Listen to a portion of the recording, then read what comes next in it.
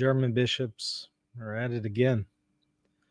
They seem to have waited for Pope Francis's passing before they released the guidelines, not on blessing homosexual persons, but on blessing homosexual relationships.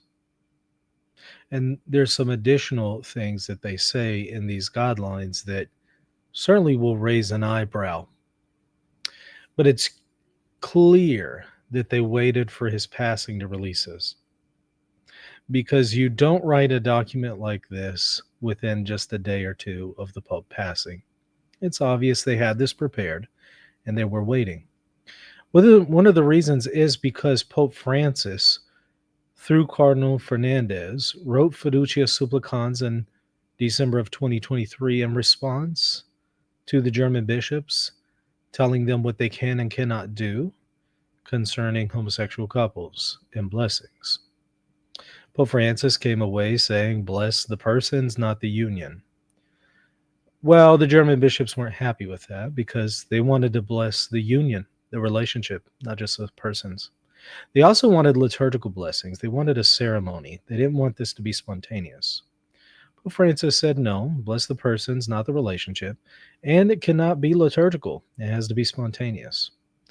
German bishops were not happy with that, so Pope Francis sent Fernandez to them multiple times, hoping to talk some sense into them.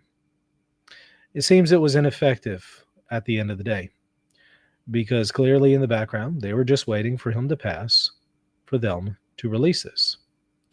So let's take a look at what is going on here. I'm going to share a couple articles, and then we're going to read a statement here from the German bishops. You should be able to see it right around now on your screen. Okay, so this one is from CNA. Here is a roundup of Catholic world news that you might have missed. And the first item that they give us is German group slams bishops' same-sex blessing guide issued after Pope Francis's death. A small but influential Catholic group in Germany called New Beginning has issued a blistering statement protesting the release of a new handout, Blessings for Couples Who Love Each Other, by the German Bishops' Conference and the Central Committee of German Catholics. The new instructions on the blessing of same-sex couples came just 48 hours after the death of Pope Francis. Obviously, this document was ready in the drawer, the group stated in its protest note, adding, they probably only waited for the death of the Pope and the interregnum to create facts in the time of a weakened ecclesiastical legal power and to introduce exactly what was expressly prohibited in Fiducia Supplicans, the 2023 December Vatican directive on non-liturgical blessings for couples in irregular situations. The handout states that divorced couples and couples of all sexual orientations and gender identities are a natural part of our society, they claim, and that couples who do not wish to enter into a church sacramental marriage or who are not eligible for one should be allowed to have blessing ceremonies. Notice ceremonies here. These are not informal blessings of the persons, as Fiducia Supplicans says. Rather, for the Germans, these are blessing of relationships and they are ceremonies. So it's literally the exact opposite of what Fiducia Supplicans is calling for. But notice they're also arguing that sexual couples of all sexual orientations are a natural part of our society. Now, if they are a natural part of the society, then why couldn't you have sacramental marriage for them? It would make sense, right? If these are natural unions, why can't they be elevated supernaturally through the sacrament? So by claiming this, they are preparing the groundwork to claim that you shouldn't just keep these as blessings for the relationships, but you should allow for sacramental marriage between homosexual couples. So let's take a look at what they said, resolution of the whole conference of German bishops from April 4th, but released April 23rd. Released April 23rd. The church wishes to proclaim in word and deed the message of the God-given dignity of every person. This message guides her in her dealings with people and their partnerships. That is why it recognizes and offers support to couples who are united in love, who treat each other with full respect and dignity, and who are prepared to live their sexuality and mindfulness for themselves, for each other, and in social responsibility in the long term. Are couples who ask for a blessing for their partnership. This request based on gratitude for the love they have experienced and the hope for a future accompanied by God. So, I mean, there's literally no indication or notion that this is sinful on their part. This is just something that is completely, in their mind, blessed by God and thus needs to be blessed by the church.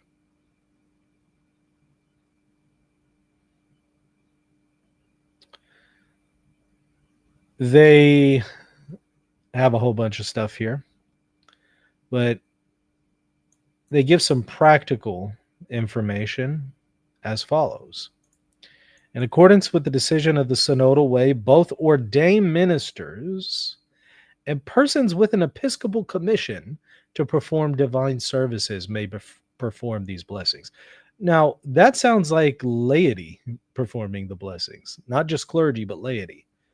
Ordained ministers, that would be your bishops, priests, deacons, and non-ordained persons who have approval from the bishop. So it sounds like they're going to have priests doing these blessings and laity. But I thought these blessings derived from a priestly ability. Evidently, this is something that laity, according to the Germans, are able to do.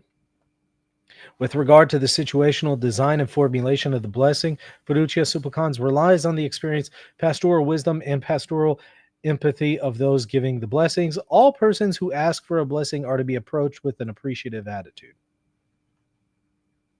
Fiducia Supplicans expressly draws attention to the fact that there is no other prerequisite for asking for and giving a blessing than mutual trust in God's assistance. So they're trying to invoke Fiducia Supplicans for what they're doing when Fiducia Supplicans was actually written to negate what they're trying to do.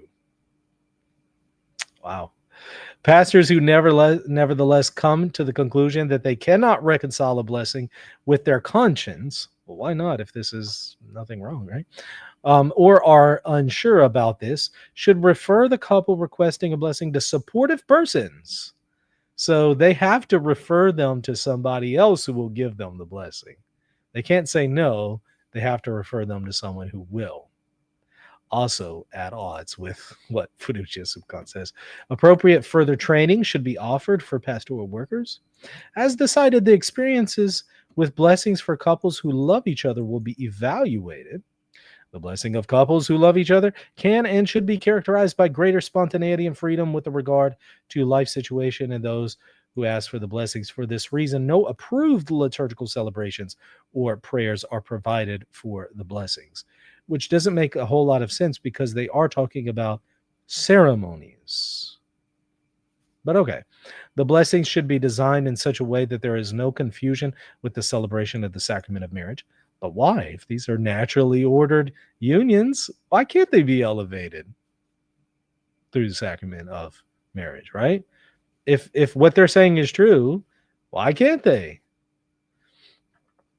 The blessing symbolically represents an event between God and humankind. It's intended to make it clear that people ask for God's blessings for their relationship, which is reliably granted to them. There's nothing in here about a calling to repentance, a turning away from sin, turning away from anything disordered. Nothing. It's all like, yeah, everything's fine here.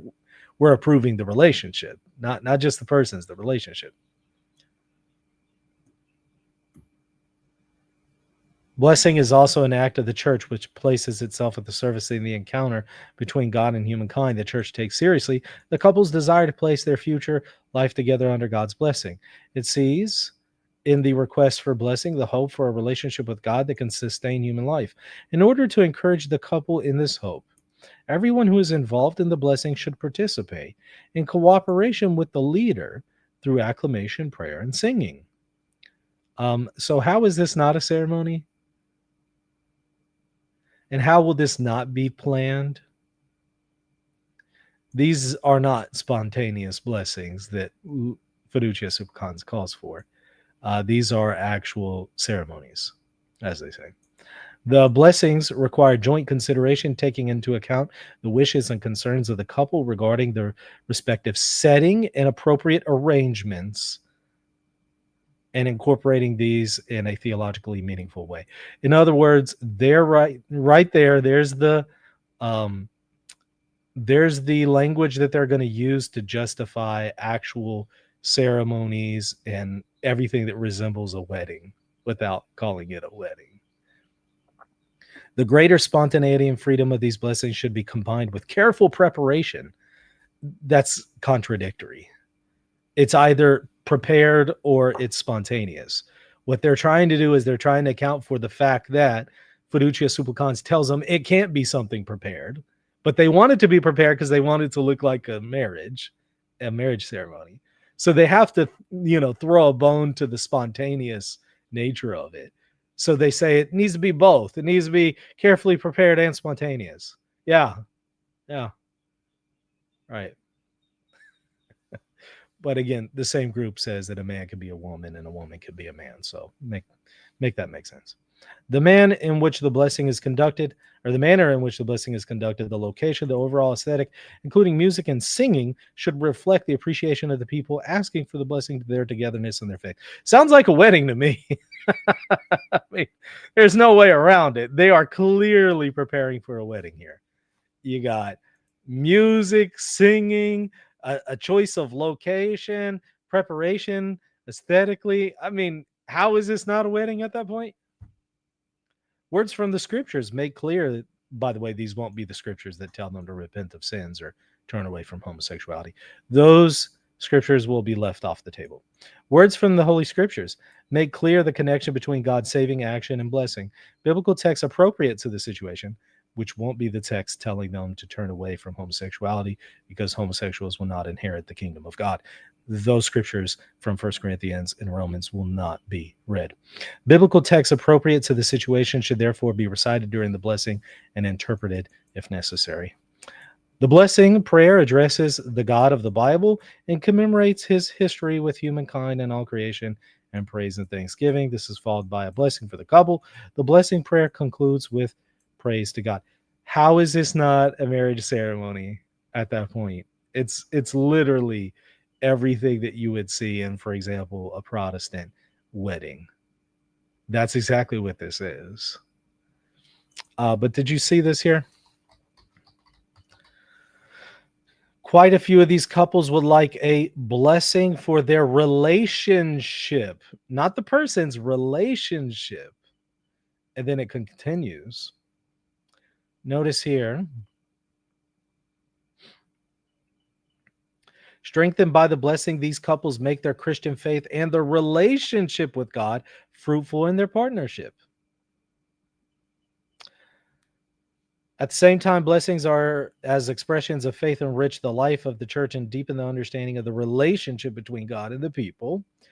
Blessings thus become a pastoral resource that must be utilized. And here's the money quote. It is intended to make it clear that people ask for God's blessings for their relationship, which is reliably granted to them. There it is. They're not talking about blessing persons. They're talking about blessing the union. They're talking about blessing the relationship, the sin itself, because they don't see it as sin. This is exactly what Pope Francis told them they can't do. And they waited for him to die before they passed this. Because again, they did it on April 4th, but they did not make that public. They released it April 23rd, 2 days ago. They waited for him to pass away because they knew that this is something Pope Francis told them not to do. And they know they could weasel their way to what they want by waiting for no Pope to be on the scene. And when no Pope is on the scene, they can perhaps get their way. Because who's going to rein them in right now? Nobody.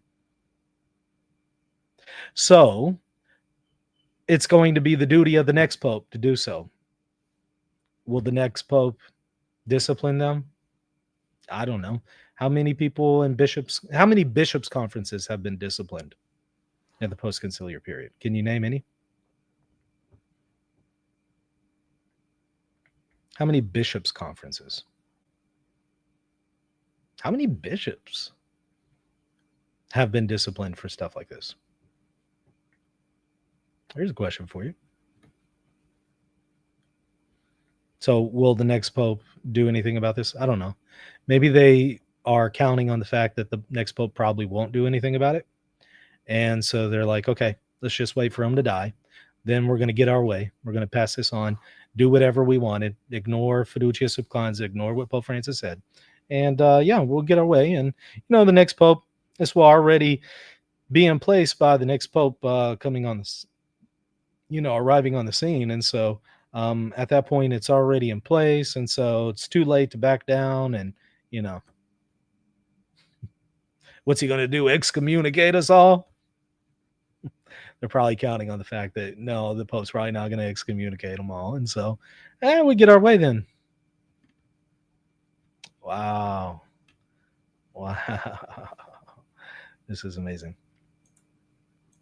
I'm hopeful. Thank you for that super chat. My prediction, this will now lead to the election of a more conservative pope than it would be if they haven't done this. I appreciate that. I don't know if I agree that that's the case. I don't think that the bishops will be disturbed by this, to be honest. The bishops of the world, for the most part, or even the cardinals who are going to elect the next pope, I don't think that this will be a concern for them. For better or worse. I'm sorry, I don't see that happening. But hey, I'd love to be wrong. They came to the Vatican 3 times last year on this issue, right? And because they didn't get their way, they just said, okay, well, we'll just wait for Francis to die and then we'll do it. We'll do it anyway. It's like saying, you know what? My parents are telling me not to eat the cookie from the cookie jar. So I'll just wait until they step out of the house for a moment. Maybe they're outside in the backyard. And whenever they do that, then I'll go and get the cookies. And by then it's too late. If they come in the house and say something, it's too late at that point. I mean, I already ate the cookies, so it is what it is. Were you going to make me throw it up? Put it back in the jar? That's what they're effectively doing here. And, there's something to be said about the need to get these things in order before you pass. It's almost like, let's say you're 80 years old and you haven't made any preparations for your grave, for your funeral, and how your family is going to pay for all that. And, all of a sudden you pass and now you left that onto your family to deal with that mess. It's not the way to handle things. You want to take care of that while you're alive. And I think that this should have been dealt with already in the previous pontificate. It should have been dealt with swiftly and firmly, and it just wasn't.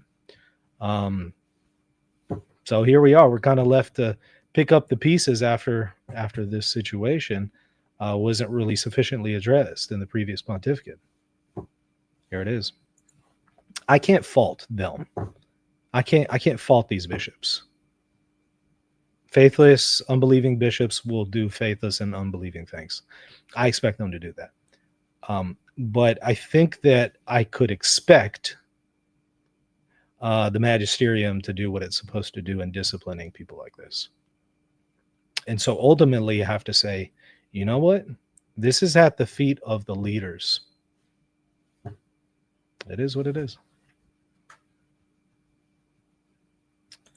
Synaglyph says, time for a new inquisition. That's funny.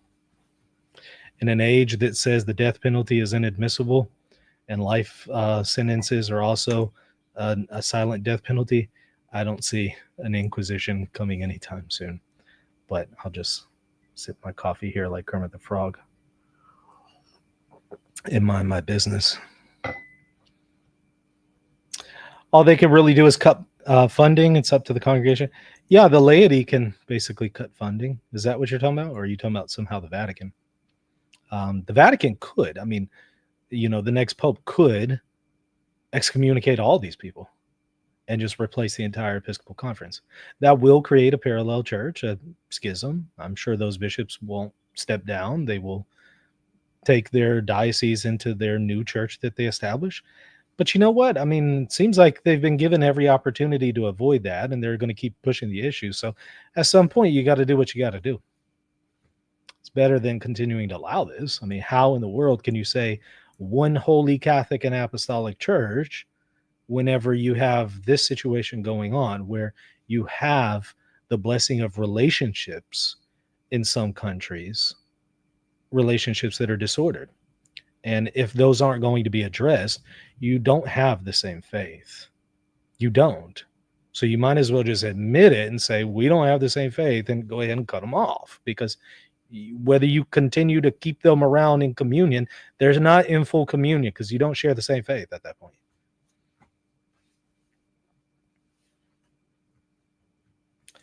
Das says, I am ashamed of my bishops.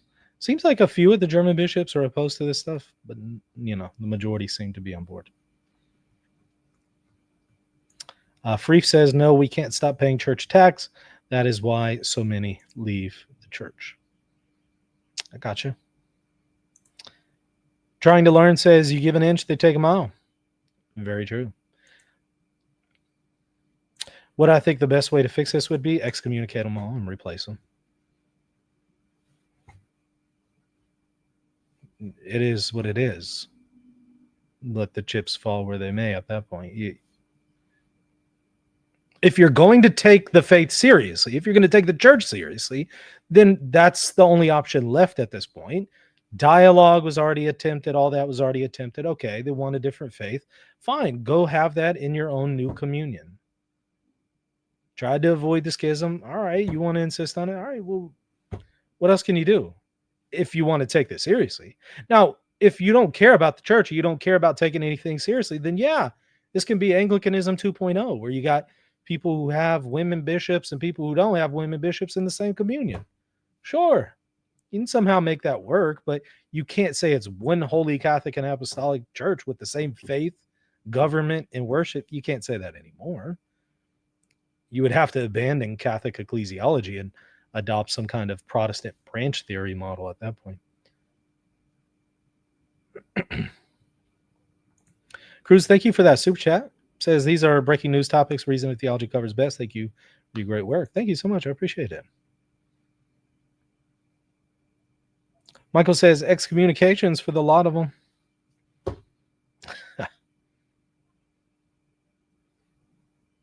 Who owns the actual church buildings, though? I don't know how it works in Germany. A lot of times the property is usually in the name of the bishop, but maybe it's different in Germany. I don't know if the state owns it. I don't know how that works in Germany. Y'all let me know. Those of y'all who are from Germany watching. Freeve says, maybe I'll write my bishop about it.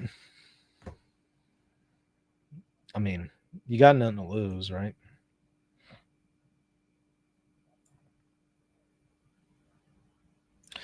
Billy says, think the new pope will actually take on this. Unlikely.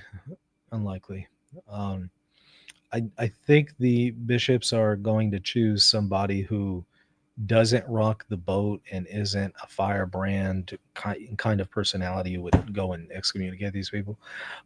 So because of that, I think they're going to tolerate it. Whoever it is, I think they're probably just going to say, well, it is what it is kind of thing. And look, you don't get to be a cardinal voting for the next pope without having already made a ton of compromises in the majority of cases. I'm not saying all of them make compromises, but by the time you get to that level, you've made so many compromises at that point that I don't see all of a sudden things changing, And the few who would do something about this and haven't made compromises, I don't think that they're going to be chosen. I don't believe they will. 2/3 is a problem, right? Got to get 2/3 and one vote, right? So You really think 2/3 of 133 cardinals are in favor of getting some guy who's like, okay, we're gonna deal with this immediately? You think they're gonna like that? Seriously? Hey, you know what? If I'm wrong, I'm happy to be wrong. Happy to be wrong. I'd love to be wrong.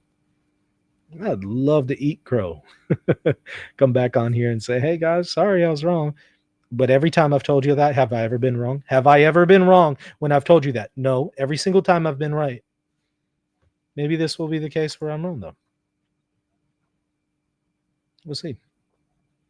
You don't have to be a prophet to be able to see the writing on the wall and kind of know how this is going to shake down. You just have to have half a brain and just kind of be aware of what the situation is.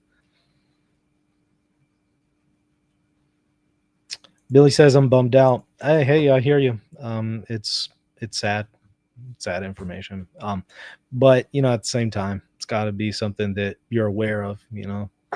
Um, some people just kind of want to put their head in the sand and pretend it's not going on.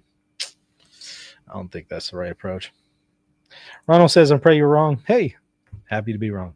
Unfortunately, you're probably not wrong. It's a sad reality. Where is the church headed?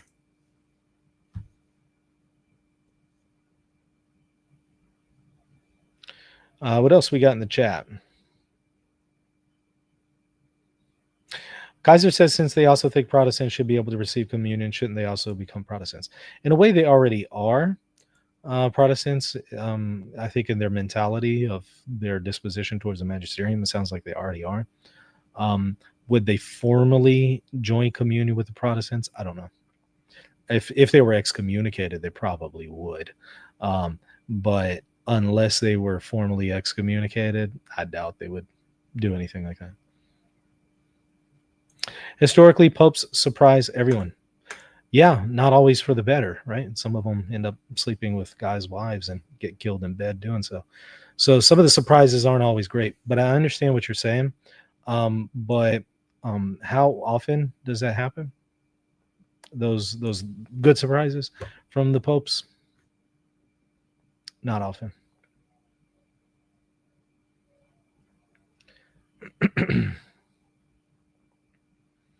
Raphael says we need a pope who isn't afraid of excommunicating those bishops and priests and appointing Catholic ones. What is needed versus what you'll likely get are two different things. Very suspicious of any bishop that is okay with this. Yeah, you should be. I'm not gonna say anything else, but if they're really pushing hard for acceptance of homosexuality, you do have to ask the question. Gee, I wonder why that is.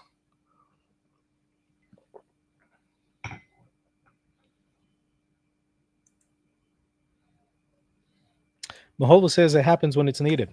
I, I don't agree with you. Did it happen in the last pontificate? It was needed then.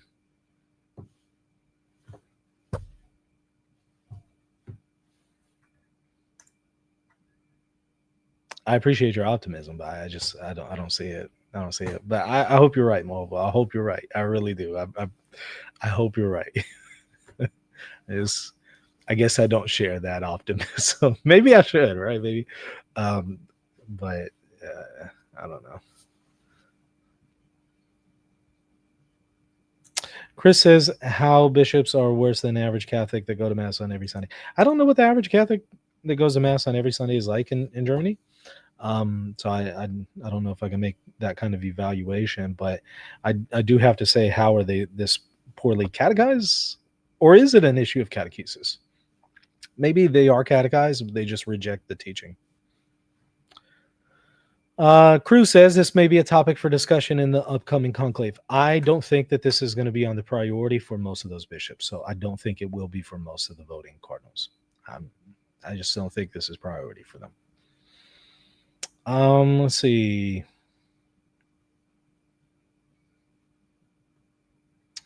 Ross says, humble and kindness. Saying God bless you doesn't take to heaven. You have to personally accept Jesus, repent, baptize, fill in spirit, and other qualities non-secular world. Ross, what does that have to do with this, with today's topic and stream? Mahova says, German watchers, how many people even go to Mass in Germany? Good question. That was a good question, Mahova. That I don't know. I suspect it's a small amount, but that's a good question. Yeah, I'd be curious to see what the German watchers say about that. I appreciate you asking that. Ralph says the average Catholic in Germany supports this secular agenda. That is clear. You're probably right. Ralph, I've seen your name before. Seems like it's been a while. Maybe I'm confusing you with another commenter, but seems like I've seen you before. If so, good to see you again. When I was in Munich and Berlin, 95% of people at Mass were not ethnic Germans. Interesting. Benjamin says, German bishops claim this is what will bring people back, so not many go. I'm sure they probably think that, but I think that whatever compromises they're willing to make, it will never be enough for secular society. So I think they're wrong about that. Freef says, Michael, I had pretty bad catechesis. I also had Catholicism as religion subject in school, but it was also pretty bad. I'm sorry to hear that. Yeah, I get it.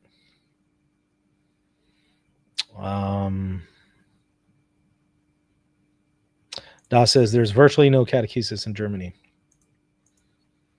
I can't say I'm surprised by what I'm seeing from the German bishops. Can't say I'm surprised. Roundtable says, lack of catechesis is definitely a problem for the average U.S. Catholic. Can't speak for Germany. Yeah, certainly a problem here, right? Benjamin says, I agree. That's why I said claim. It didn't work for mainline Protestants. It won't work for Catholics. Mm-hmm. Kaiser said Benedict would not be impressed.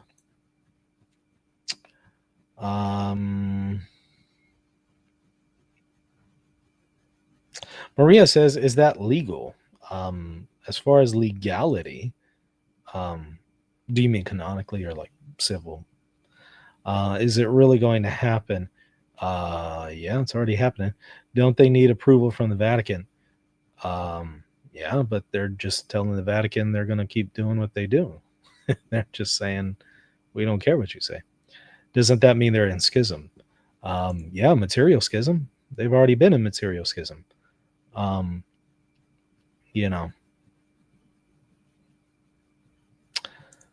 Isaac says, I'm telling you, the apostles wouldn't be too fond of this if they were being real. Christbearer says, the Vatican already disproved them using fiducia supplicans. Roundtable says, Germany needs a new St. Boniface. Let's see what else we got.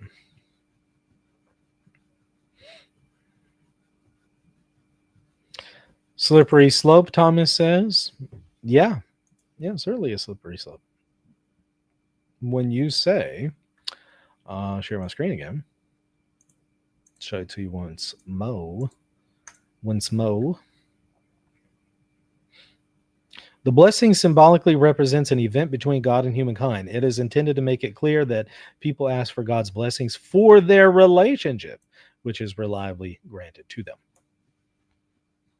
When you're just outright saying a homosexual relationship is being blessed by God, not the persons, but the relationship itself, number one, you've departed from fiducia supplicans. And then number two, you're saying that it isn't sinful, that this relationship isn't sinful. Now, if it's not sinful, then why can't they have a sacramental marriage? It would be unjust at that point to discriminate against them if this is a perfectly naturally ordered union.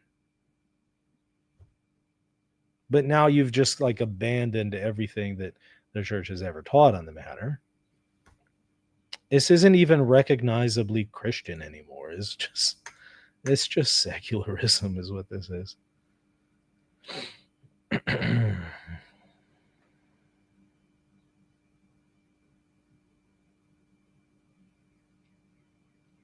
The German Synod also stated the catechism is too harsh on gay people and advocated for changing it. Of course they did.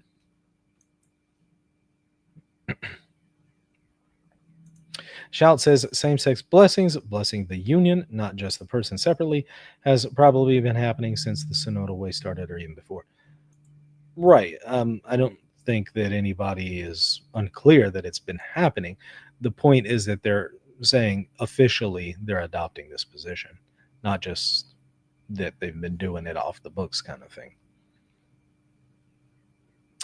Povilas says this is not pleasing to God. It's pleasing to inclusivity and progress. They're literally worshiping idols here. Akayadia says, I guess they wish to change the Bible as well. I suspect they probably believe there are errors in the Bible, in addition to them reinterpreting many of the passages that you would say are relevant here. They already have reinterpreted those passages. So.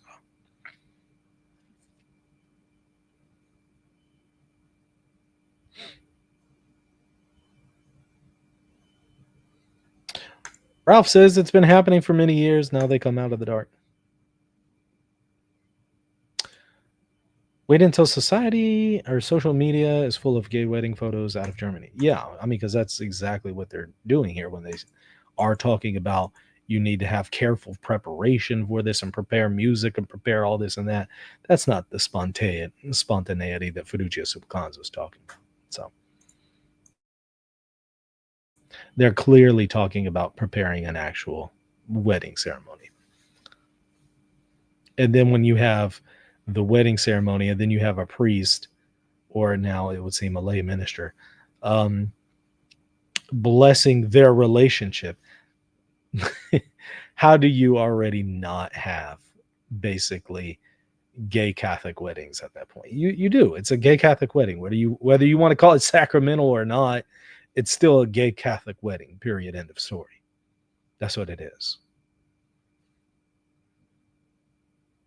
You can say, well, it's technically not sacramental. Doesn't matter. It's a gay Catholic wedding. What message does that send to the world?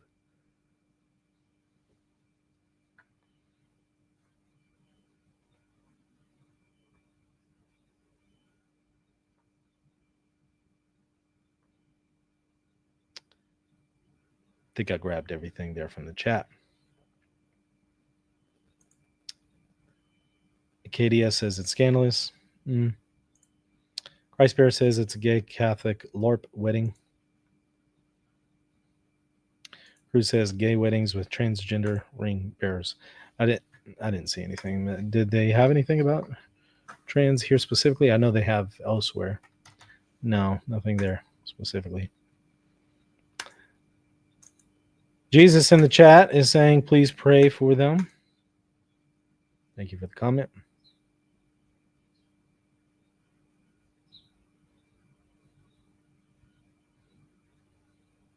Javier says a massive excommunication awaits just after the new pope was elected.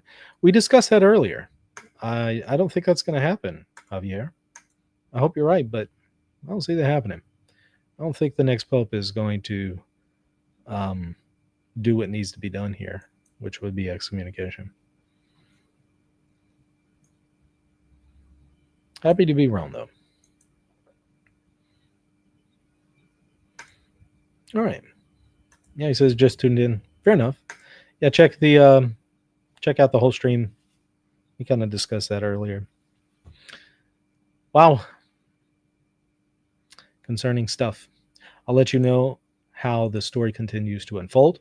If you want to be up to date with what's going on with this one and other situations, you need to make sure to hit that subscribe button. Also hit the bell for notification. Share this with your friends who might be interested in this topic. And that's going to do it. Please consider also supporting me on Patreon. Patreon.com/Reason of Theology. Really would appreciate your support. It's as little as $5 to get access to plenty of exclusive patron-only content. And it goes a long way. So I really would appreciate your support. All right. That's going to do it. See you tomorrow. God bless.